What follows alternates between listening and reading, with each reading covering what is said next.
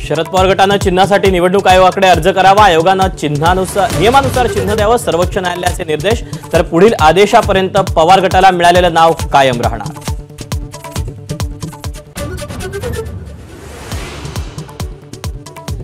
भाजपकडून मला कोणतीही ऑफर नाही, तसंच मी कोणत्याही भाजप नेत्याच्या संपर्कात नाही।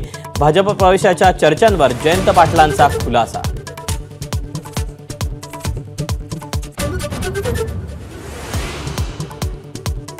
शिक्षकांनी निवडणुकीचं काम करू नये, कोण कारवाई करतं बघतोच। राज ठाकरेंचा निवडणूक आयोगाला इशारा।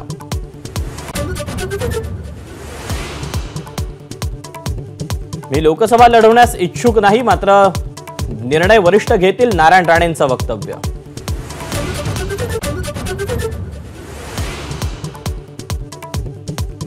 निवडणूक लढवण्याची प्रत्येकाची इच्छा असते, मी अपवाद कसा असेन। उदयनराजेंकडून सातारा लोकसभा निवडणूक लढवण्याची इच्छा व्यक्त।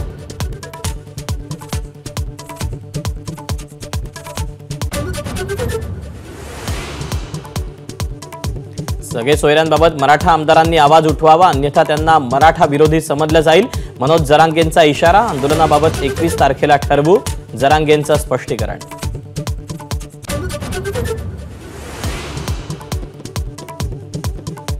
ठाकरे गटाच्या लोकसभा निवडणूक समन्वयक जाहीर। एकूण 18 मतदारसंघात निवडणूक समन्वयकांच्या नियुक्त्या, 18 जागा लढणार असल्याची निश्चिती।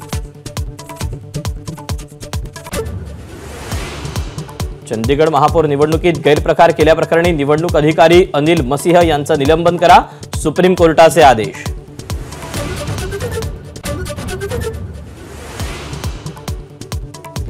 फारुक आणि ओमर अब्दुल्ला गुप्तपणे घेतायत मोदी आणि शहांची भेट, गुलाम नबी आझाद यांचा खळबळजनक दावा।